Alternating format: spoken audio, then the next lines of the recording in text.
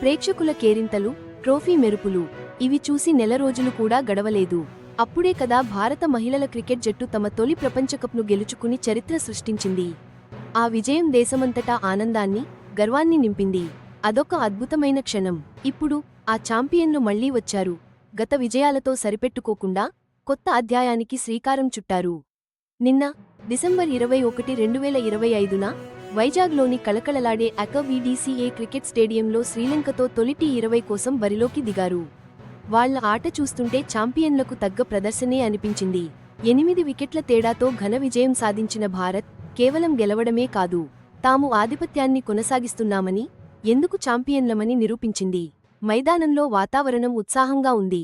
ఈ golden run కొనసాగుతుందా అని అభిమానులు ఉత్కంఠగా ఊపిరి బిగబట్టి చూశారు. అప్పుడే ఒక తార మెరిసింది. ఫ్లడ్లైట్ల వెలుగులో అద్భుతంగా ప్రకాశిస్తూ ఆమె జెమిమా రోడ్రిగ్స్. ఆమె బ్యాట్ ఒక మంత్రదండంలా మారింది.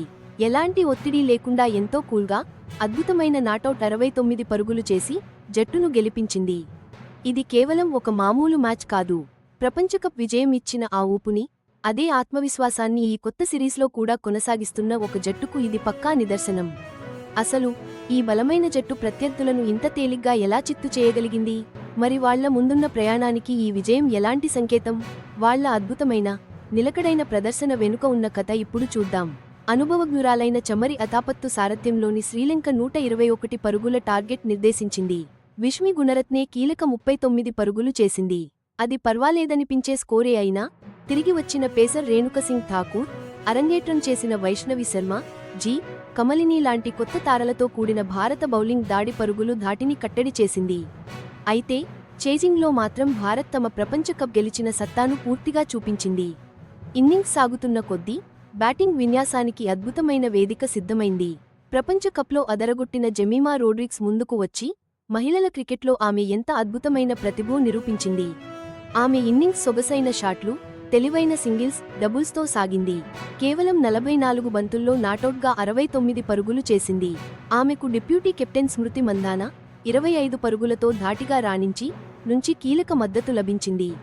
తర్వాత కెప్టెన్ హర్మన్ప్రీత్ కౌర్ కూడా జతకలిసి ఇన్నింగ్స్ను గాడిన పెట్టింది. శ్రీలంక నిర్దేశించిన టోటల్ను ఛేదించే క్రమంలో కేవలం 2 వికెట్లు కోల్పోవడం ఒక స్పష్టమైన సంకేతం. భారత బ్యాటింగ్ లైనప్ బలంగా, పటిష్టంగా, మరీ ముఖ్యంగా చాలా దూకుడుగా ఉందని. వాళ్లు చేజింగ్ను డీల్ చేసిన విధానం, 32 బంతులు మిగిలి ఉండగానే ప్రత్యర్థిని చిత్తు చేయడం వారి ప్రస్తుత ఫాంపైనా, సమిష్టి లక్ష్యంపైనా ఎలాంటి సందేహం లేకుండా చేసింది. ఇది కేవలం గెలవడం మాత్రమే కాదు, తాము నిర్దేశించుకున్న ప్రమాణాలను, అత్యున్నత స్థాయిని నిలబెట్టుకోవడం. ఈ విజయాల వెనుక ఉన్న అసలు రహస్యం ఏంటంటే, వాళ్లది నిలకడగా ఆడే జట్టు, అంతేకాదు ఎప్పటికప్పుడు కొత్త ఉత్సాహాన్ని కూడా నింపుతుంటుంది. ప్రపంచకప్ గెలిచిన జట్టులో పెద్దగా మార్పులు చేయకుండానే భారత్ ఈసారి బరిలోకి దిగింది. ఎందుకంటే నెలల తరబడి కలిసి ఆడిన అనుభవం, వాళ్ల మధ్య ఉన్న అద్భుతమైన సమన్వయం అలాంటిది.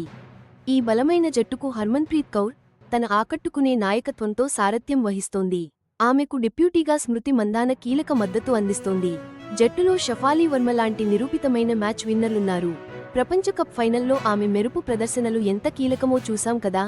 అంతేకాదు కొత్త ఆటగాళ్లను కూడా చాలా ప్లానింగ్తో జట్టులోకి తీసుకున్నారు. 19 ఏళ్ల వైష్ణవి శర్మ తొలిసారిగా జట్టులోకి వచ్చింది. ఆమెతో పాటు వికెట్ కీపర్ జి. కమలినీని తీసుకోవడం చూస్తుంటే జట్టు భవిష్యత్తు గురించి ఎంత పక్కాగా ప్లాన్ చేస్తున్నారో అర్థమవుతోంది. యువ ప్రతిభకు కొదవలేకుండా జాగ్రత్త పడుతున్నారు. అయితే గెలిచినంత మాత్రాన అక్కడే ఆగిపోరు కదా. పరిపూర్ణత సాధించే దిశగా వాళ్ల ప్రయత్నం ఎప్పుడూ ఆగదు. హర్మన్ప్రీత్ కౌర్ ఎప్పుడూ నిజాయితీగా మాట్లాడే స్వభావం కలది కదా. అద్భుతమైన బ్యాటింగ్, బౌలింగ్ ప్రదర్శనలను మెచ్చుకున్నా సరే, తక్షణమే దృష్టి పెట్టాల్సిన ఒక అంశాన్ని చెప్పడానికి అస్సలు వెనుకాడలేదు. అదేంటంటే ఫీల్డింగ్. బ్యాటింగ్, బౌలింగ్ బాగా జరిగినందుకు సంతోషంగా ఉంది. నిజం చెప్పాలంటే ఫీల్డింగ్ మీద మేము చాలా కష్టపడుతున్నాం. కానీ ఎందుకో తెలియదు, క్యాచ్లు మాత్రం జారవిడుస్తూనే ఉన్నాం అని ఆమె బయటపెట్టింది. ఆమె మాటల్లో నిజం ఉంది. కష్టమైన, తడి వాతావరణం ఉన్నా సరే క్యాచ్లను జారవిడవడం అస్సలు ఒప్పుకోలేని విషయానికి.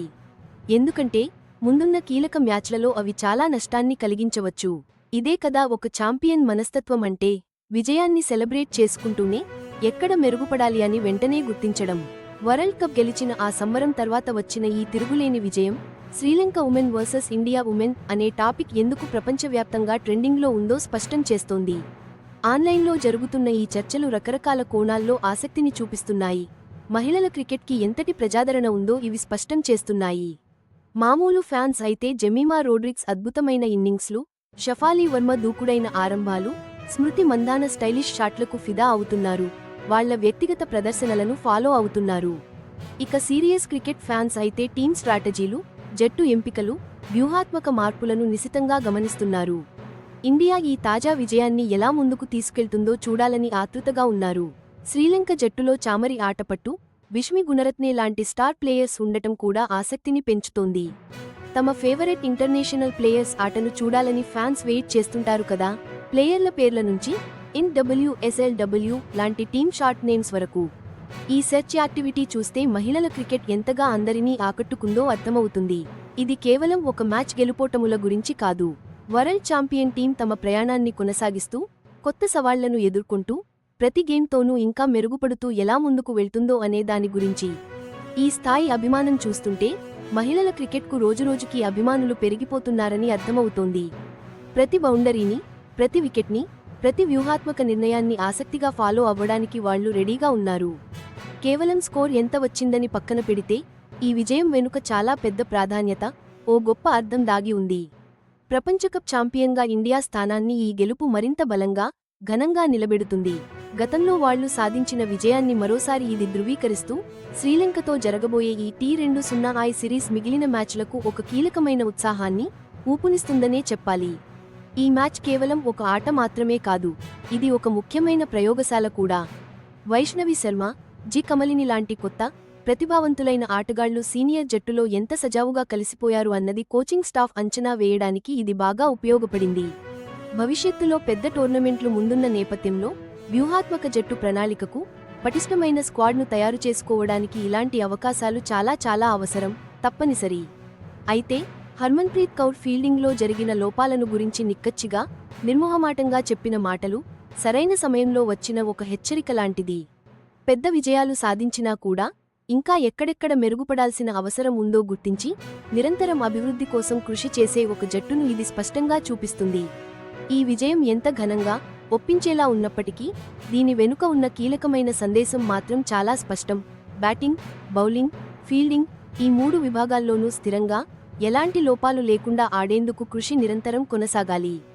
ఇండియా ఇప్పుడు భవిష్యత్తును చూస్తున్నప్పుడు శ్రీలంకతో ఈ సిరీస్ కేవలం విజయ పరంపరను కొనసాగించడం మాత్రమే కాదు, ఇది వాళ్ల ఆటను మరింత పదును పెట్టుకోవడానికి, తమ వారసత్వాన్ని పటిష్టం చేసుకోవడానికి, అలాగే తర్వాతి తరం క్రికెటర్లకు స్ఫూర్తినివ్వడానికి ఉద్దేశించినది.